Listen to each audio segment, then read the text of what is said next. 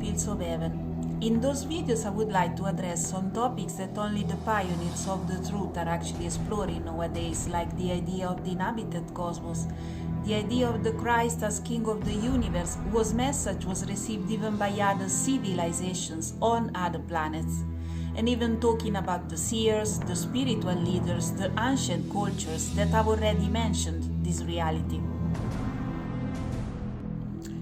In the Bible, in Psalm 23, it is said, "The earth is the Lord's and all it contains, the universe and those who dwell in it." Mentions to the extraterrestrial life and the UFOs are present in the Jewish scriptures. These Southern Semitic populations who lived in an agro-pastoral environment didn't have the necessary evolution to describe extraordinary phenomena.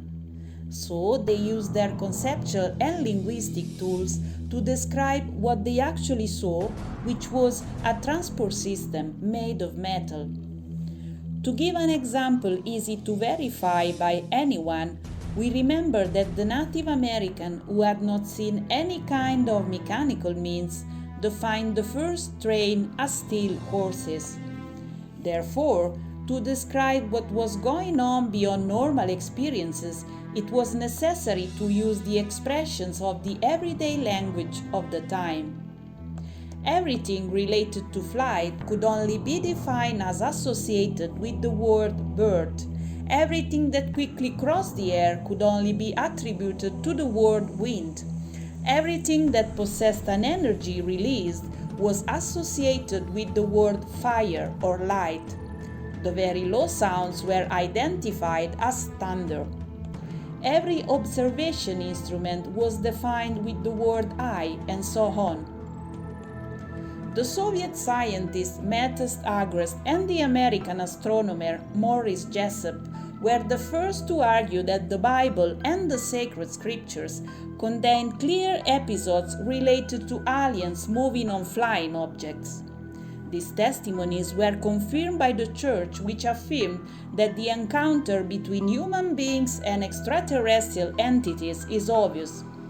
Alternatively, the Church should have recognized as false some of the most important prophets of the Christian tradition, such as Enoch, Elijah, Moses, and Zechariah, who affirmed and described in a very detailed way, and with the terminology available at that time, extraterrestrial beings in flesh and blood, flying machines, orbital cities, and space stations.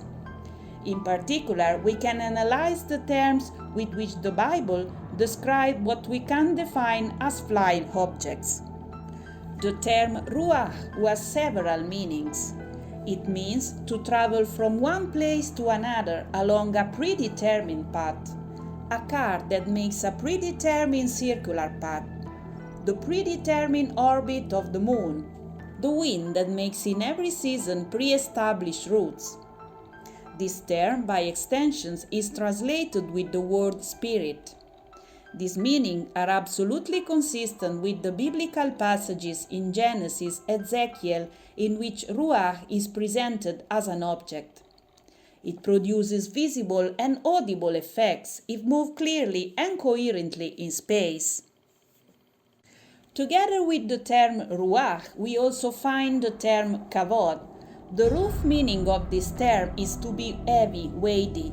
In its literal meaning, it can be associated to a concrete flying vehicle.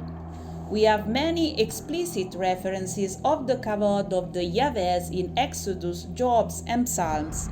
Since the Middle Ages, many enlightened men such as Giordano Bruno and Galileo pointed out to humanity that we are not alone in the universe. Even some leading figures of the Catholic Church have made a valuable contribution to the disclosure of the extraterrestrial reality. Between them, Padre Pio and Monsignor Corrado Balducci, a Roman Catholic theologian of the Vatican Curia. One of the most known permanent stigmatists is Giorgio Gonzovani, who received the stigmata in Fatima after being called by the Virgin Mary to go there to receive a sign for the whole humanity.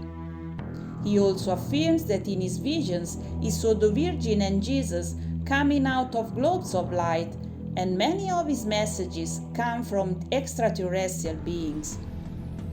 The most important ones dealt with the visit of Christ on other planets, where instead of being crucified, he was positively received by these civilizations that for this reason achieved redemption. Giorgio Gonzovani in his New Theology says, "It is vital that in the final stage of this century, men become aware of the fundamental reality that shows that we are not alone in the universe. A contact with other civilizations will upturn the critical situation of this planet and would project humanity towards the establishing of a super civilization. The change will have to take place in any case, in view of the law of evolution. The new era is behind our doors." Confirmation of the extraterrestrial reality comes even from the ancient culture of the American Indians. The Kachinas and their flying shields are a tradition of the Indios Hopi of northern Arizona. Accordingly to their tradition, magical flying objects called Patuwata existed in the Third World in an era destroyed by a great flood. It was a period of flourishing civilization in which large cities were built. In the Indian Purana, a type of Indian literature, machines for flying in the sky and in space were already present. The Vimana are mythological flying palaces or chariots described in Hindu texts and Sanskrit epics. The Puranas already described the existence of other galaxies and other infinite material universes, something that only recently string physics has dared to do. But the most incredible reference to extraterrestrial life comes from the Dogeon, an ancient tribe from Mali. The Dogeon knew the mysteries of the star Sirius and perhaps of the origin of humanity. In fact, only a few years ago, modern astronomy with its powerful observation and calculations tools was able to confirm the actual existence of that planet. In the African tribal culture of the Dogon, the most sacred traditions are based on hypothetical contacts with evolved beings from a planet of the star Sirius, which occurred before 3000 BC.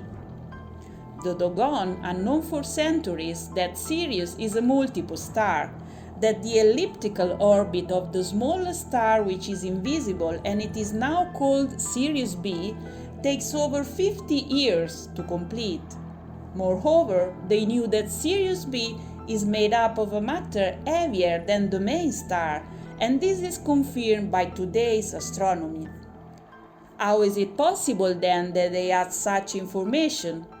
What we know for sure is that the ancient Mediterranean civilizations of the Egyptians and the Sumerians already held extraordinary astronomical knowledge, perhaps transmitted by visitors from distant worlds. Thanks for watching. Please subscribe and more videos will come on this same channel.